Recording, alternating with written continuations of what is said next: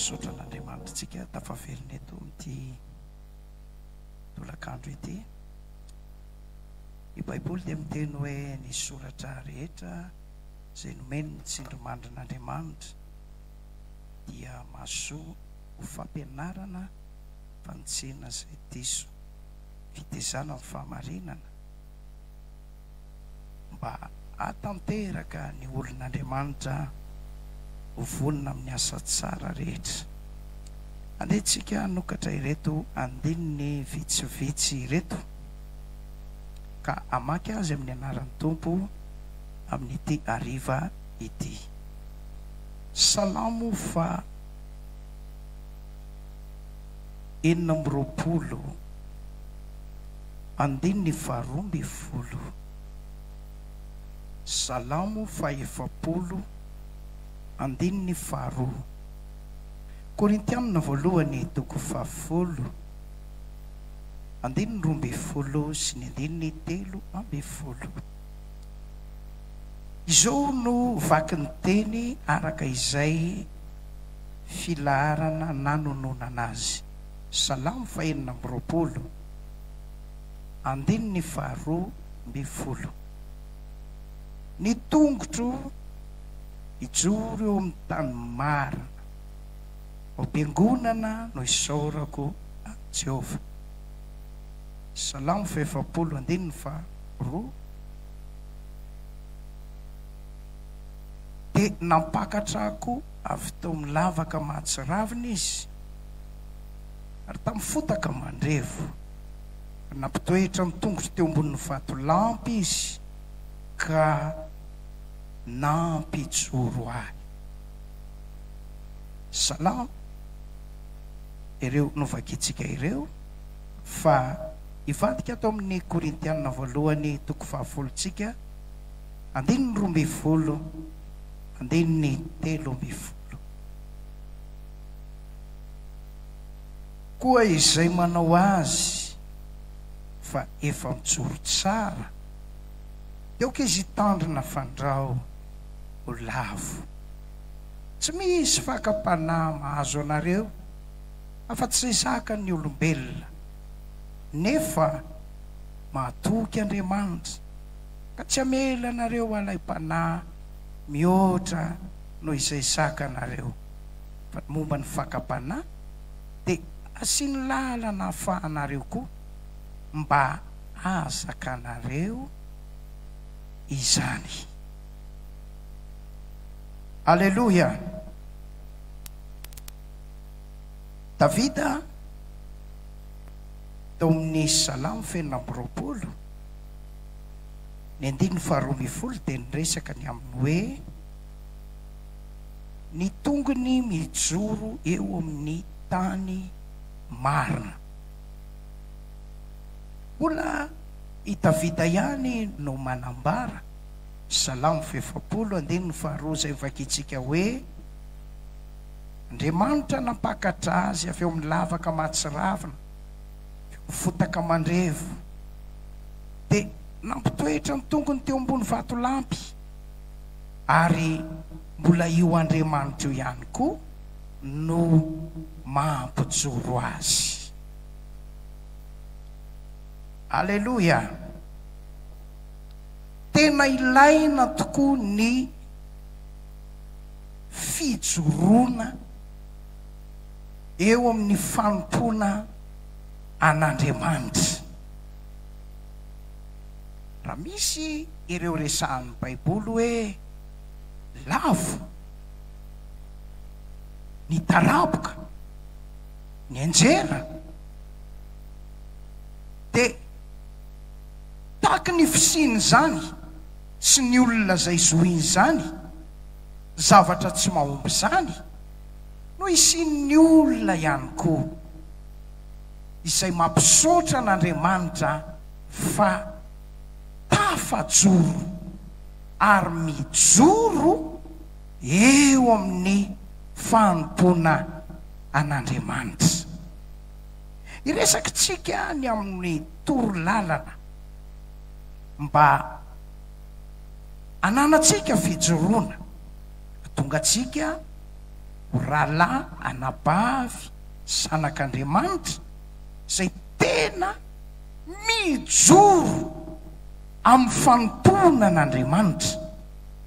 Ary orin'izay tsika dia iresaka ny amin'ny vokatra ateraka ny fijoroana eo amin'ny fanompoana an'Andriamanitra. Fa mialohan'izay dia andenge ho jerevantsika reto olona anankitelo na efatra na dimy araka ny fotoana zay ahafahantsika mijery zany, nijoro teo amin'ny fanompoana an'Andriamanitra. Anankiray i Josefa dia iray tao amin'ireo olon'Andriamanitra zay azo lazaina hoe nanana fijoroana.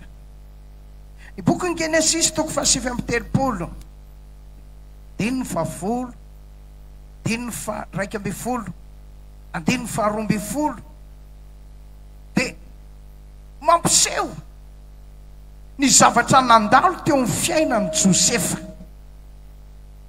fakapanahy, fitomana, fanangolena, ary tsy ny ray andro, tsy ny roa andro, fa tena niaina tao anatin'izany fotoana mampitepitepy ary fotoana mampivarahontsana izany Josefa. Satria rehefa lasa miasa ilay tompony dia nivadin'io tompony io kosa niezaka hisarika ny Josefa, niezaka ny andavo azy, niezaka ny amandrika azy, ary inona marimarina fa tsy androny raha vehivavy zay hitifiny vadiny eo am-bavady mba hanaovana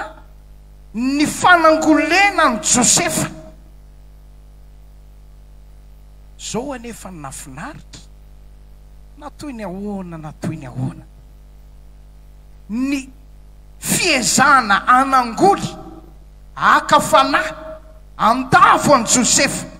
Josefa kosa dia izao nijoro ary tena nanana fijoroana ka tsy latsaka tao amin'izany velam-pandrika izany. Engane ny tanora rehetra eto amin'i Jesosy mamonjy mba ho tazomin'Andriamanitra hanana fijoroana eo amin'izao fanompoana an'Andriamanitra izao.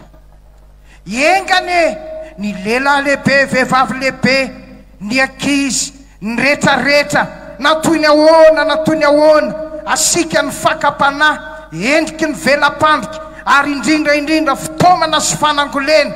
Andriamanitra ny hitazona ny fijoroany tsirairay avy. Haleluya! Ka ho sasapoana ny devoly zay andro ny fianjeranao, manantenanao hitaraboka, manantenanao lava, satria anapa-kevitra hijoro itsika amin'ny anaran'i Jesosy. Mba misy olona vonona hijoro ve eto azafady? Hitanao ane Andriamanitra. Faharoa, Joba dia iray amin'ireo olona tena nanana fijoroana. Tsy ny fakapanahy ihany no mety andavo, mety ampiemotra, mety ampivily, fa ny zavatra maro isan-karazany zay mandalo dia mety anova ny fitiavan'ny olona an'Andriamanitra. Na dia tsika moa ireo mpianatra izay niroborobo ary tena maro dia maro, rehefa nahita ny fahagagana nataon'i Jesosy nanaradia azy ary tena niaraka taminy. Fa rehefa mbita amin'ny toroteny sy ny fampianarana zay nolazain'i Jesosy, raha nampianatra ny amin'ny mofinaina izy hoy ny Jaona toko fahenina andininy enina amby enimpolo manao hoe nanomboka tamin'izany andro izany dia maro tamin'ny mpianany no tsy nanaraka azy intsony. Fa raha mijery momba ny Joba isika, Joba toko voalohany dia ahitantsika ny zavatra izay niseho, ny zavatra izay nitranga. Teo amin'ny andininy fahavalo amin'io toko voalohany io izay niaingany ny fifampiresahana tamin'ny fanontaniana napetrak'Andriamanitra tamin'ny Satana. Nanome valy ny Satana ary tao aorianan'io valy teny io no nitodika tany amin'ny Joba ny resaka. Fa ity ny zavatra niseho i Joba dia nanomboka niditra tao amin'ny zavatra tsy nampoizina, tsy neritreretiny. Andininy 4 lasa ary naripaky ny sabeanina tamin'ny lelan-tsabatra ny omby sy ny biriky vavy ny Joba. Mafy zany, tena zava-doza zany.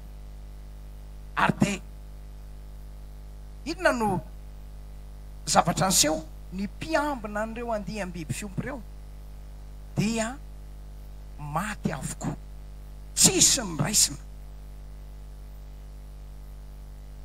tsy nijanona teo,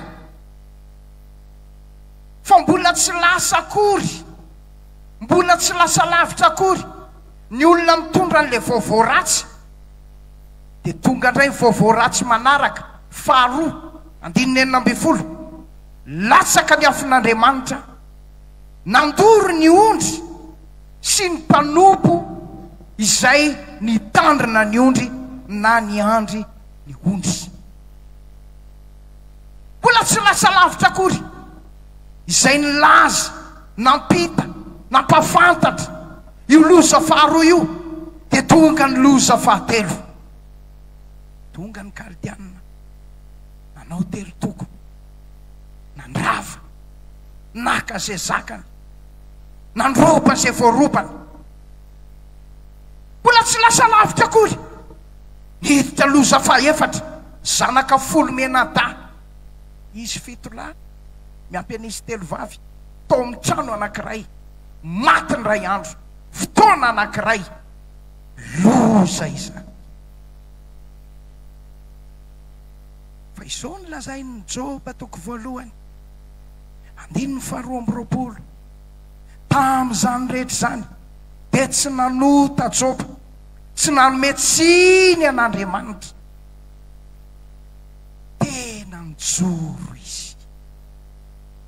Ary jereo tsara, raha miditra amin'ny toko 2 ary tsika dia mahita eo amin'ny andininy 7 fa ny tenany Joba mihitsy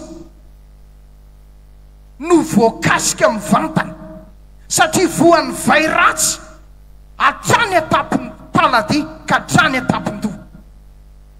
Ka rehefa niteny tamin'ny vatana, nanome sozokevitra ary nampirisika azy hivadika tamin'Andriamanitra, tsy nanaiky Joba. Zao nolazainy amin'ny andininy 10 toko 2, tahaka ny fiteniny anankiray amin'ny vehivavy adala ny fiteninao, mony soa ihany fa no raisitsika avy amin'Andriamanitra, fa tsy mba ho raisitsika koa ny ratsy.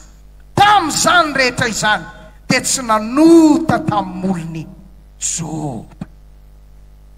Tena ny Joba, tena nanana fijoroana. Ry havana, tonga eto ianao amin'ity hariva ity, ty ampahery ianao aho, ty ampirisika anao aho. Gamba mety mandihy lalatsarotra ianao, mety mamakivaky olana isan-karazana, mety misedra ady mivaivay, mety ao anaty fizaham-toetra tsoroa mantany na inona miseho na inona mitranga zao ihany noho izy vaolana tsara indrindra mitsoroan'Andriamanitra ianao. Asa tao mahita mitongotra ao ny lalan'ny fiemorana, asa tao mahita anao ny lalan'ny fiviliana, asa tao mahazo anao ny lalan'ny fahalavona, fa Andriamanitra ny hitahiry anao ka na inona mitranga na inona miseho ampijoro anao hatramin'ny farany ane izy. Amen. Fa raha somary mitohy kely tsika, fahatelo, i Daniela sy ny namany telo mirahalahy iantsoina hoe Sadraka, Mesaka, Abednego, na koa hoe Hanania, Misaela, Azaria, dia tena nanana fijoroana. Eritrereto, tsy mba tao amin'ny taniny izy ireo, vahiny tany amin'ny tany Babilôna no ny fahababoana. Fa raha mamaky ny bokin'ny Daniela toko voalohany andiny fahavalotsika, dia mahita fa tena tanora manana fijoroana izy efatra amin'ny rahalahy, ka izao no niseho rehefa tonga teo amin'ny fotoana nandaminana ny fiaimpiainan'ireo tanora rehetra tao Babilôna, ka nilazana sy nampahafantarana hoe ianareo reo dia ihinana ny anjara hanina avy eo amin'ny latabatry ny mpanjaka. Nanomboka teo tena nasehon'izy ireo, fa izy ireo dia tanora samy joro an'Andriamanitra, tsy matahotra vavam-bahoaka, tsy matahotra nizaniza, fa natoy ny ahoana endry zavatra miantsy ny fahamasinan'Andriamanitra ary manohitohina ny sitrapon'Andriamanitra, dia no lavin'izy ireo zany. Dia hoy eo andininy fahavalo io, izy ireo niny tao am-pony, tsy andoto ny tenany tamin'ny anjara hanina avy eo amin'ny latabatry ny mpanjaka. Inona nge no antony ny ainga avy eo amin'io latabatra io? Etin'izy toka zava-pisotro mahamamo, ny ainga avy eo amin'io latabatra io misy rakena.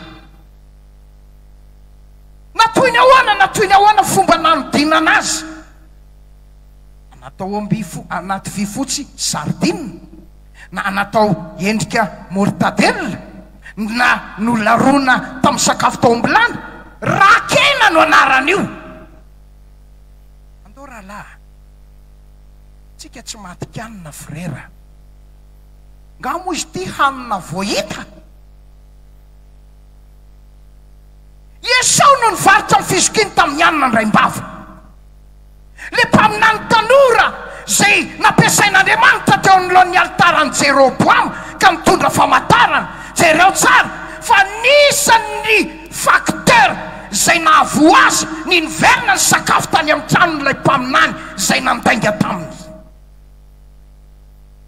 Tsy ty aniny ty rahalahy no anombatsika ny fanoloran-tenatsika, tsy ty no antototsika ny fahamasinatsika, tsy ty no atonga ota eo amin'ny fiainatsika.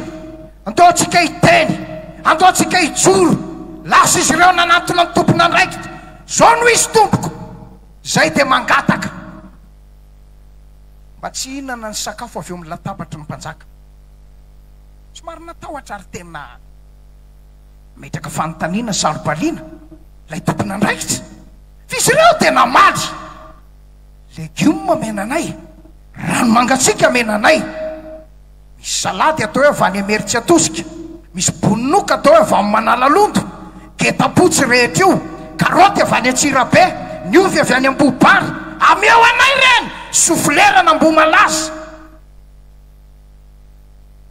Faly ndray sera,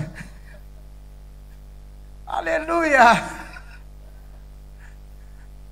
Mbola misy an'le koba tapitsarotroka avy any Talata amin'ny Morokay. Ameo reo no hoaninay dia rano mangatsika. Niatevitra teo le tompony andraikitra, zao ary ateo andramana 10 andro okey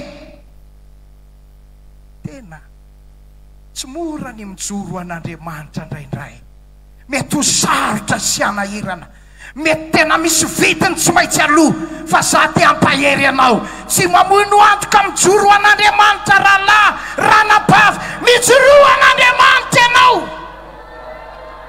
any amin'ny fanasan'andry mety tsy afa miala ianao noho ny fiarah-miasa mety tsy afa mitsoaka so de hoe napidina soavaly telo ny olona de mba avy keo ianao satria savoir vivre tandremo hoe tandremo eny mba politesse fotsiny za manisy respect an'le collaborateur koa de mba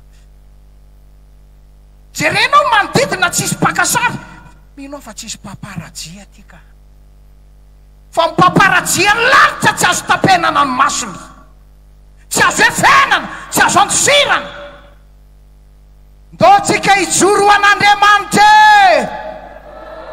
halleluja de jereo ny tohiny Daniela 7:12 izy telo mirahalahy Sadraka Mesaka Abednego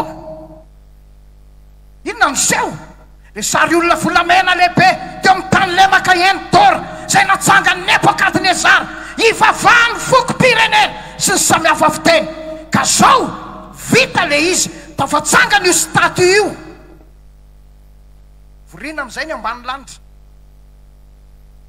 tsy de hoe jiosy babilonianina daholo ny tao tsy hoe babilonianina daholo fa nisy jiosy tao olona viany amin'ny tanin'ny Israely avy any amin'ny tanin'ny Joda tanin'ny Benjamina nisy amin'ny Babo tao ary anisan'ireo Azaria Misael Hanania na Sadraka Mesaka Abednego de nanome toromarika amin'ny mpikabary nanome toromarika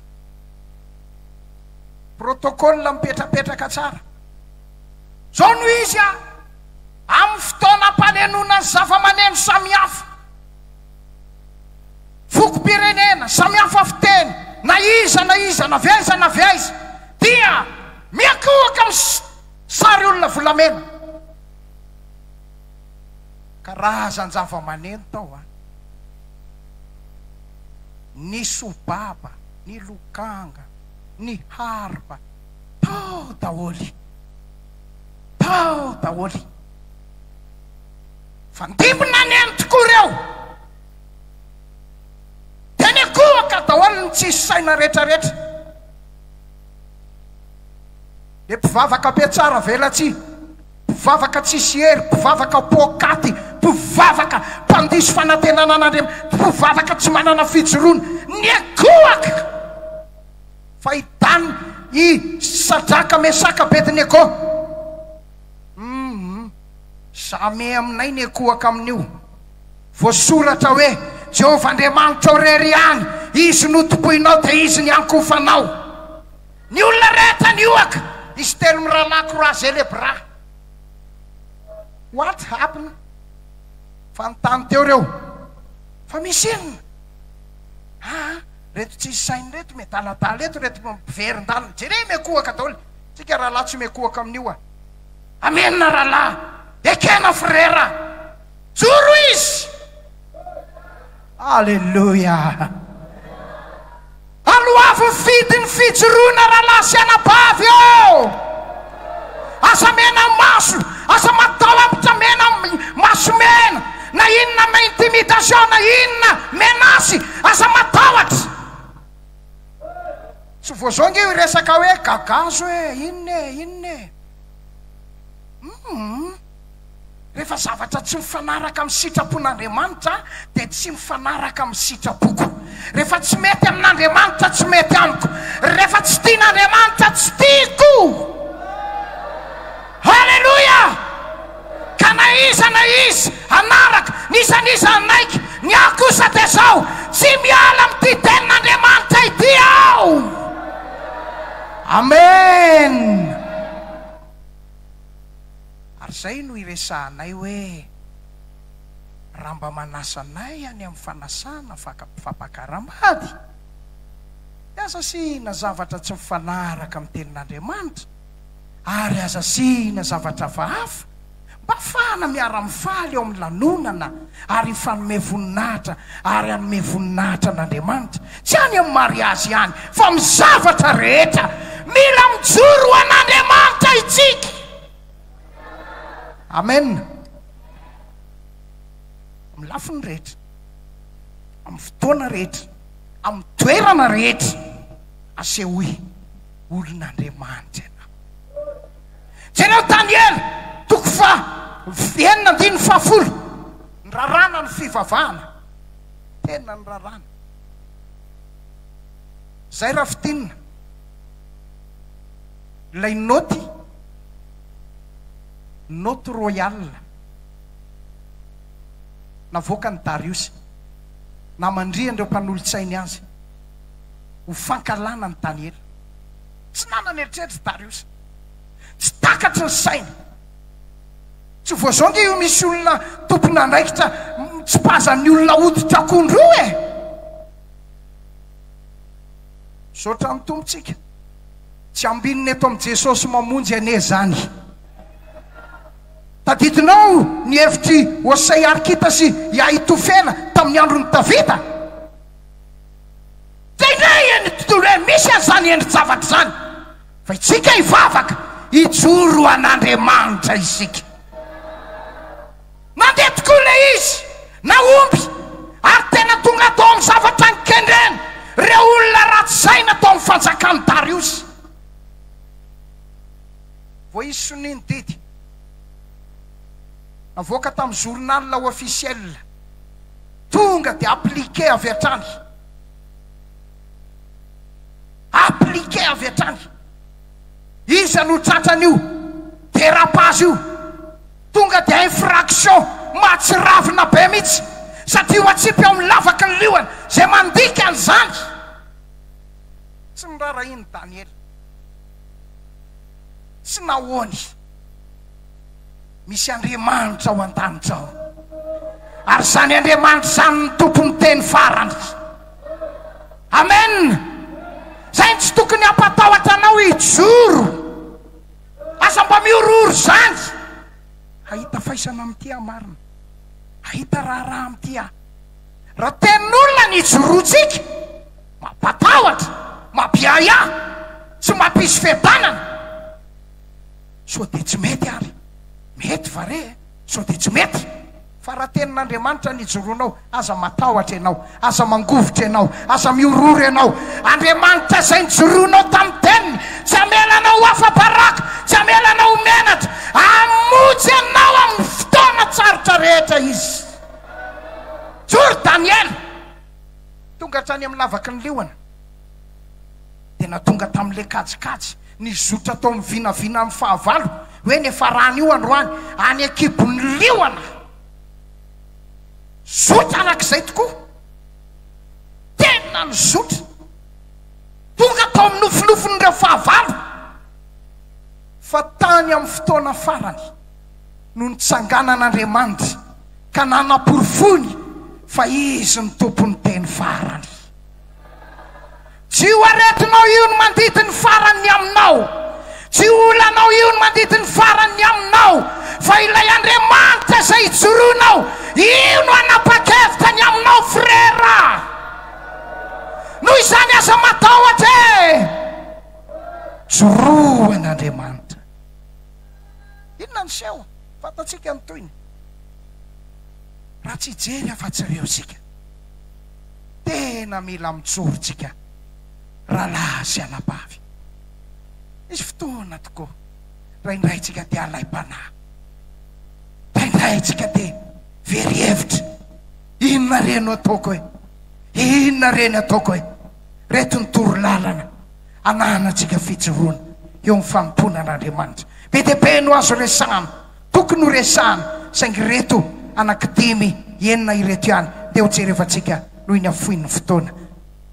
Voalohany indrindra mila miankina amin'Andriamanitra, mila matoky an'Andriamanitra aza miankina amin'ny fahaizanao, ny fahalalana, ny fahatsapanao, fa miankina amin'Andriamanitra.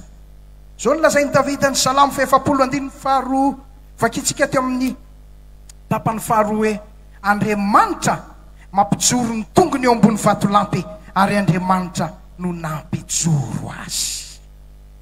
Ranjoro Josefa, Joba, Daniela, tsy ery ny tenany, tsy fahaizana mampahalalany, tsy fahatsarany mihoatra no ny hafa-tsia, fa Andriamanitra no nampijoro azy.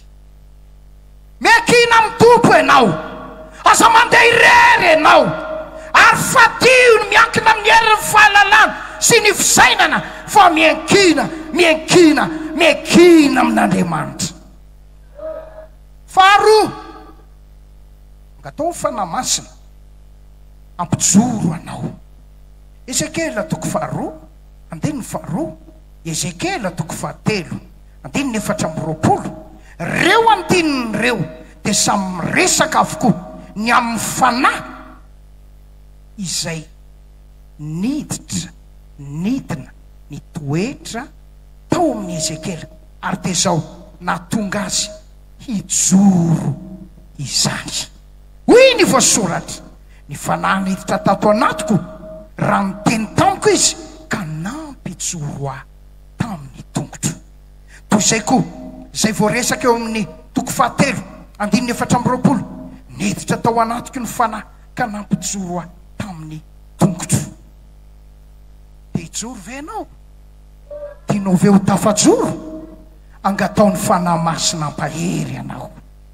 Fahatelo, mila mandroso hatrany hatrany, tsy mahazo mijanona. Averiko indray mandeha, tsy mahazo mijanona, fa dio ny mijanona. Exodosy 4:15, lazao amin'ny zanak'Israely oloko mba handroso izy ireo. Luka 5:14, mandrosoa ho any amin'ny lalina. Hebreo 7:30, ny oloko marina velona amin'ny finoana, fa raha miemotra izy dia tsy sitraky ny fanahiko. Isika tsy mba naman'izay miemotra ho amin'ny fahaverezana, fa naman'izay mino na adika hoe mandroso ho amin'ny famonjena. Mandroso, mila mandroso. Aza mijanona eo amin'ny dingana izay efa vitanao, saotra ny tompo fanotantananao izy, vimbinanao izy, petsaka nefa vitanao, petsaka nefa dingana nataonao, sanatohatra be dia be nefa voadinganao, fa mba ampijoro anao, atafajoro anao. Aza mijanona eo aza mijanona eo tohizo ny dianao. Fiainana ara-panahy dia tahaka ny bisikileta, misy ny atao hoe équilibre, dia misy ny maharitra mijanona ela be ambony bisikileta. Fa tsy izay ny tena fahamarinana, fa ny bisikileta tsy afaka mijanona eo amin'ny toerana misy azy ka tsy ho lavo, tsy maintsy hitehaka ny tongony. Ampanaoviny président course moto nareo tany amin'ny fitsangatsanganana, fepetra dia hoe tsy mahazo mitehaka ny tongotra. Inona no antony? Zay le tataka an'izay le fiainana ara-panahy, mila tsy maintsy mandroso. Fa mandroso ianao, tsy ho lavo ianao, tafajoro hatrany hatrany ianao. Ry tanora namako, mandrosoa amin'ny fanompona ny Tompo. Ry ray mpianakaviana, reny mpianakaviana isany, mandrosoa amin'ny fanompona ny Tompo, dia ho tafajoro ianao.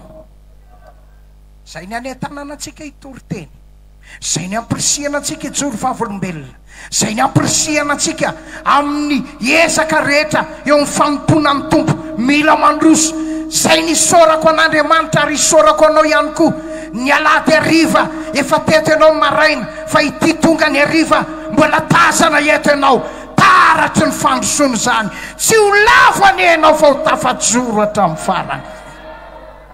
Fahaefatra, torolalana hananantsika fijoroana, ilaina ny fiainam-bavaka sy fahamonjena fivoriam-bavaka mitohy hatrany hatrany. Hitantsika ireo andininy be dia be mampirisika ny amin'ny vavaka, fa zao ny lazay ny Hébreu toko 10:5 ny amin'ny fivoriam-bavaka manao hoe aza mavoy ny fiarahantsika miangona tahaka ny fanaon'ny sasany fa mifananara kosa satria fantatsika fa akaiky ny andro.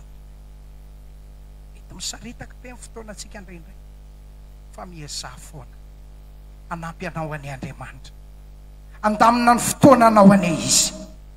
Tongava talata arivo, tongava lakamisy arivo, tsy mampaninona na de rakitra aza sisa tratranao, tsy mampaninona na de filazana aza sisa tratranao, noho ny tsy fidiny tsy maninona zany.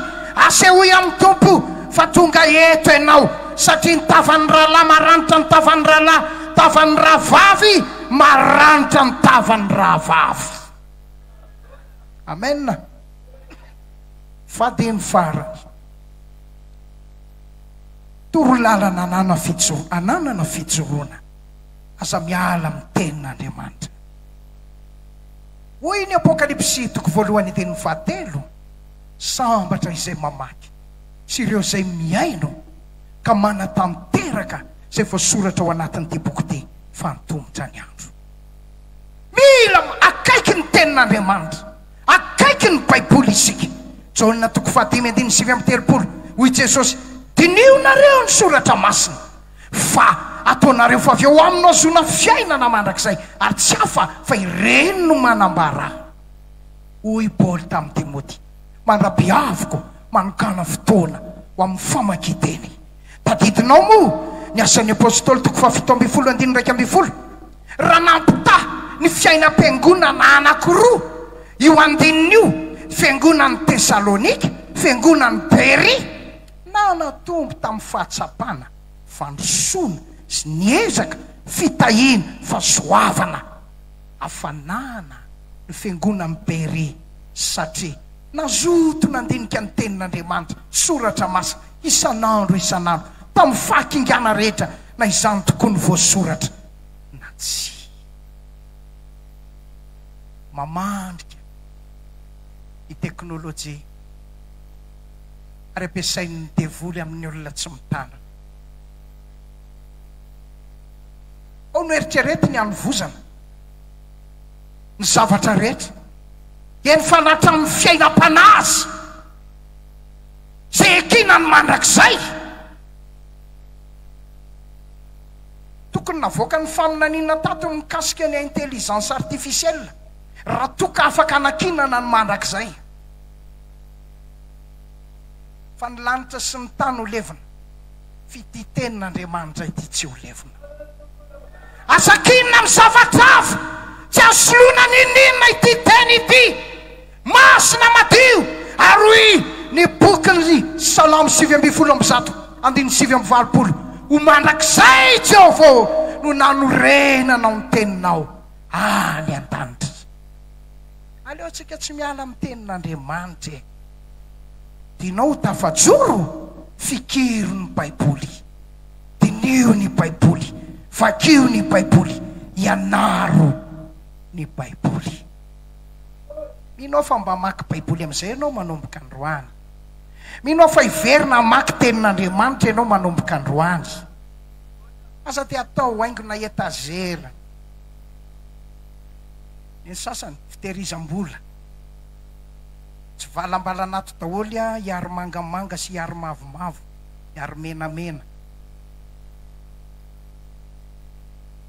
Penipeny ny ranotrano izy 2 volana 3 volana. Tsy hita ny rakizy le solomasoko iny. Nefa dia efa lafo be ny 5 alina vidianako aniny tao amin'ny solomaso any Ravoaky. Iny koa ny tena mety amin'ny masoko, amakiko gazety. Tonga mpitory teny namanga ny tokantranony, fanamarina tena ny nasetriny. Baiboly zany efa samy mahay an'izany daholo e. Za efa oviana ny vita batisa, mbola tsy teraka dia efa voasoratra ny an-danitra ny anarako. Andolo tsika maky Baiboly hoy mpitory teny. Nareo moa tia tonga eto fa leo ekena mba tsy hifandirana, nalainy ny Baiboly avy any. Ndry ay tato ve le solomasoko za efa very hevitra ndry. Oh, asa manao atsirambina ny vakiteny vakeo ny baiboly tianao atanjaka anao ka ho tafajoro eo alohan'ny fakapanasy ny tafiodrivotra rehetra mijoroa amin'le vatolampy tenitenin'Andriamanitra tahaka ilay lehilahy endry nanorina ny tranony teo ambony vatolampy izy. Alleluia. Je rehefa tsika vetivety reo vokatra tany saitsika vetivety vokatra teraky ny fijoroana tena misy vidiny lehibe tombotsoa lehibe ny fijoroana ho an'Andriamanitra. Mety ho enjen'ny olona ianao, mety ho toram-bato ianao, mety ho ataony zoso, mety tsy maninona, mety higatra tahaka ny Josefa angamba fa aza matahotra, aza matahotra. Alleluia. Voalohany tonga voninahitra sy fiderana reharehan'Andriamanitra ny fijoroan'ny olony. Dinga Jobe avezanao ry Satana aveny ambonin'ny tany eny tetitety anandra voangy sotry analakely ambany dia tonga trany soavy masoandrony ka efa mba nandinika ny Joba mpanompoky va ianao jereo le tenenin'Andriamanitra. Marina izy mahitsy izy matahotra mifaty ny ratsy tsy misy tahaka azy engany mba ho reharehan'Andriamanitra zay rehetra mijoro amin'ny alalan'ny fanompona an'Andriamanitra. Efa misy olon'Andriamanitra lavo akory ny alehibe ny alahelo ny fanamasina tomany Jesosy mbola eny amin'ny tanany ny olatra mbola milany voany ny olatra dia ny lefiny tsy ho lefy ny rano zay nalatsaka teo amin'ny hazo fijaliana fa rehefa misy mpino lavo misy mpanompon'Andriamanitra ny taraboka alahelo toy ny ahoana, ranomaso toy ny ahoana, henatra toy ny ahoana, rahalahy sy anabavy eo misy dikany lehibe ny fijoroanao. Miangavy anao andro any mangatamy tompo ary miangavy azy tena antso izy hazomy Andriamanitra terizo Andriamanitra azavela ho lavo a Jesosy oka mihitsy ny tananao no iazonay. Halleluia. Dia ho reharen'Andriamanitra ho voninahitr'Andriamanitra fiertean'Andriamanitra ny fijoroanao. Faharoa ny vokatra teraky ny fijoroana ho an'Andriamanitra io dia azadino fa nalahidiny ny fitahiana fisandratana fanambina an'Andriamanitra. Jereo rehefa nijoro Josefa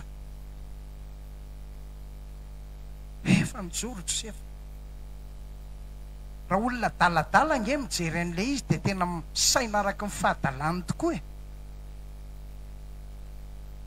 tena saina araky ny fahadalany fa tsy nampaninina ny Josefa zay zavatra anseho fa jereo iny mihitsy ny lalana ny tondran'Andriamanitra ny Josefa atongavany ao amin'le teny fikasana zay efa nomena azy toy izany daholo.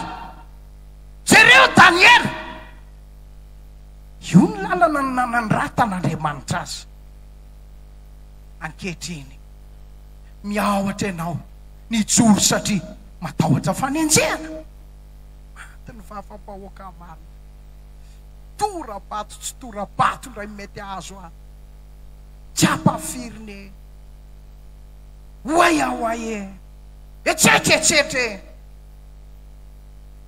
mamitaka io fahendren'ny tany io amin'ny filazana hoe la voix du peuple, la voix de Dieu. Tsia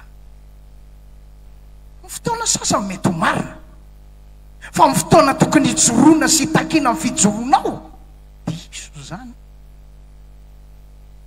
diso. Paoly dia miteny sy nananatra ny Timoty zay rehetra teo velona amin'ny toe-mpanaraka an'Andriamanitra ao amin'ny Kristy Jesosy tsy maintsy arita fanenjehana. Tsy afaka sady anao zay mahafaly ny olona tsika no anao zay mahafaly an'Andriamanitra. Tsia mila mijoro. Anampy anao hijoro any Andriamanitra manomboka ny roa andro ary asadiny fio zavatra atahoranao io ao ambadika io zavatra atahoranao io misy fananratana miandry anao, misy fitahina miandry anao, misy fanambinan'Andriamanitra miandry anao. Aza matahotra, aza matahotra mijoro fakampanaman'angoly ve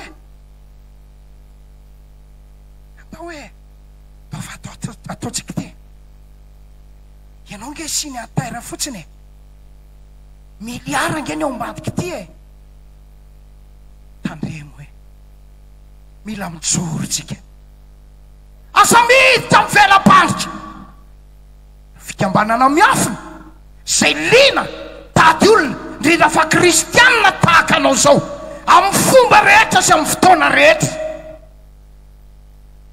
fa afaka ho anao atsy ho latsaka ao anaty velam-pandrika any anao. Amen. Fatelo farany fijoroana ho an'Andriamanitra io no anisan'ny zanatohatra hiakaratsika hidiratsika any amin'ny lanitra. Tsisy olona tsy mijoro zany ka ho tafitany amin'ny fiainana mandrakizay. Tsisy. Raha mamaky ny boky ny Koritianina voalohany tsika ny toko 10 manomboka amin'ny 1 mitantara mamitana ny amin'ny zanak'Israely dia misy teny ao hoe ny akabiazany dia tsy sitraka Andriamanitra fa naringa ny tany anefitra. Hoy Jesosy maro no antsoina vitsy no vidiana. Zay no mampitomany indraindray hoe Tompo mafiry isan-jato aminay menakavy reto no tonga soa ny an-danitra tsy ho azo tsapona tsisy zavatra mitazona raha iverina eny amin'ny raha ny lanitra ianao firy isan-jato aminay reto no raisina firy isan-jato no avera. Raha avy ny fanjakany biby ty ka tsy maintsy ho lalovana angamba izany raha izay sitrapon'Andriamanitra mba firy isan-jato re no afaka hijoro hanao tsia amin'ny Satana, hanao tsia amin'ny devoly. Ny sasany fanaratsiana kely resadresaka kely bruit kely sendra nandeha fosafosa tsisy dika nteriananina tery inona nafitohina anazy za tsy afaka hivavaka tsony za tonga dia tsy andoha ampafolo-karena sady tsy hanao fanatitra za koa tsy azo atao sera tsony. Angamo misy ariary anay le miantso anao sera na tsy miantso anao sera tsy zay nge le izy e tsy niantsona anao sera na frera nge ny tanjony fianao tonga ny an-danitra e zay nge ny domaniny eto e zay nge ny atovaritra eto e zay nge ny missiona eto e raha lasy anabavy eo fotoany zao airato ny maso andore hijoro e oka zay ny tsy fahamatorana sangiota lalova fakapana dia miarina dia lavindray botraka indray dia menjera dia miarina dia mangatangata bavaka dia mangatangataka délivrance dia zay foana tsia efa lasa lavitra ny hiposaka ny mazava andao hifo amin'ny toromaso anampy anao hijoro any Andriamanitra ho azony amin'ny tanany any anao anampy anao any amin'ny fahasoavany tsy amikerina mipatanjana fa mifanany Jehova mety hisy rivotra hifofofo misy tafiotra tena hivatravatra mety izy fizantoetra mamay raha ao Andriamanitra mahatoky izy tsisy marombaka amin'ny tanany. Terisiny anenao, terisiny anenao, hoazony ane Jesosy mamonjy. Mafy ny amenna re, mafy ny amenna azafady e.